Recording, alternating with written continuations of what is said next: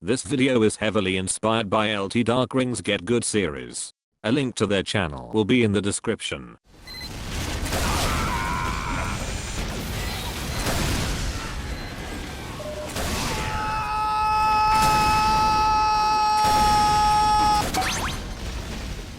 Okay. Welcome to a video on how to get good with the direct hit, perhaps the most skill-defining projectile weapon in the game. Players who are able to master the art of actually aiming at the enemy and not the floor will be able to eradicate almost everything at mid-range instantaneously. Let's get started. The direct hit is an unlockable primary weapon for the soldier class that almost entirely flips around the typical playstyle of the average soldier main.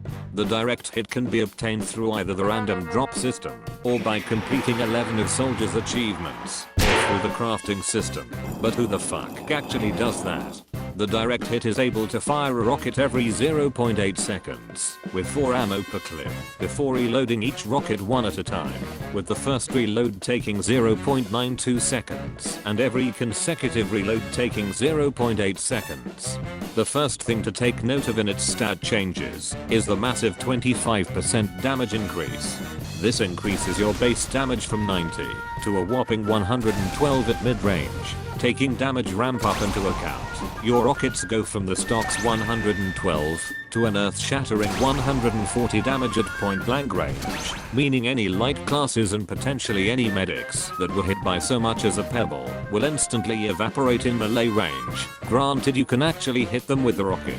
This increase in damage will make dealing with any of the bulkier classes, like heavies, demo knights and other soldiers significantly easier, and due to the fact that engineers' buildings are not affected by damage fall off, you can reliably destroy any of his buildings from any range in only 2 rockets, with the exception of the mini sentry, which will die instantly. It is likely why a lot of people will salt switch to the direct hit if there is a battle engineer on the enemy team. Have fun trolling those engineers who ruined your time as scout purely by existing. It is also important to note that the damage bonus only applies to enemies, so your ability to rocket jump isn't made more expensive in terms of the health spent per jump. The second upside, and the one you will likely notice immediately in gameplay, is the insane 80% projectile speed increase, making it one of the fastest larger projectiles in the game, going from the stock's 1100 hammer units per second to 1980 hammer units per second. If you are like me and can't be fucked to learn what a hammer unit is, the exact speed increases from the stock 76 km per hour or 47 miles per hour to a huge 135 km an hour or 84 miles per hour. This speed increase makes your rockets insanely hard to react to for most players, with close range combat being almost identical to using a melee weapon, giving the direct hit the nickname of the best melee weapon in the game. It also makes long range combat much more reliable, and when paired with the damage increase, making rockets deal a minimum of 59 damage and maximum fall off, it becomes the most reliable long range tool in soldier's arsenal. But this does not mean you should just stand still in a sniper's sightline, as though you expect him to not hit you at all. The last upside is the direct hit's ability to deal mini crits, or 35% extra damage, to any target that was launched into the air by an explosive force. So it is important to note that it does not apply to enemies affected by the pyro's air blast, or other knockback forces. This upside will likely not come into play that often, but if you are able to consistently hit people's feet and launch them into space, the increased projectile speed will make hitting any airborne target significantly easier, thus rewarding you with upwards of 160 damage rockets that are frankly overkill in most situations, assuming you yourself launched your target with the first rocket. This upside is most useful for dealing with rocket jumping soldiers, thermal thruster or detonator pyros, and sticky jumping demo men, all of which will either pop like a firework or break their ankles when they finally land. The only downside the direct hit was slapped with was the thing that gives it its name and makes any below average player have massive skill issue moment if they try to use it, and that downside is the 70% decrease in splash radius. This almost entirely nullifies soldiers' crowd control abilities and forces you to actually aim at your targets instead of the inanimate objects around them. while you can still technically deal group damage, assuming the enemy team is making out with one another, it is highly inadvisable to expect that you do any significant damage that way, as you are much better suited for handling single targets.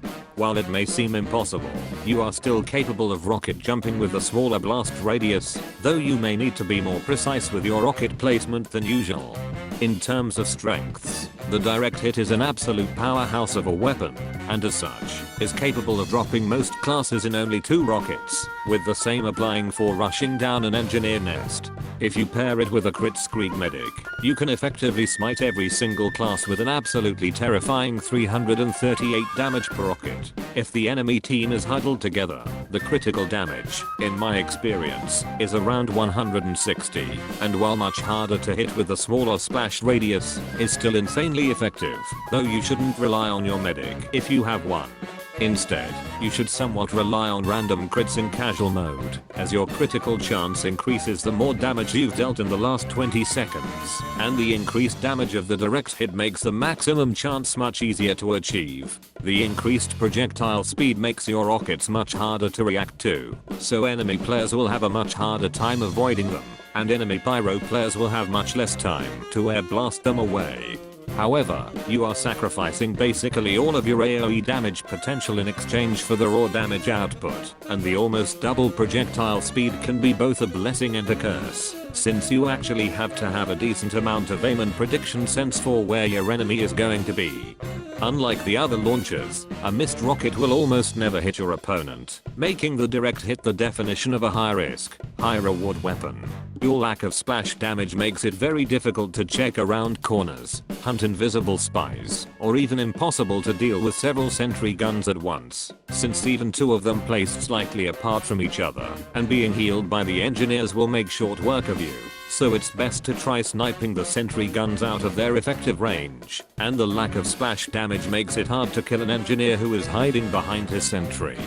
The best secondary synergies with the direct hit would be the reserve shooter, the panic attack, or the buff banner, with the panic attack and buff banner being especially stronger in my own experience.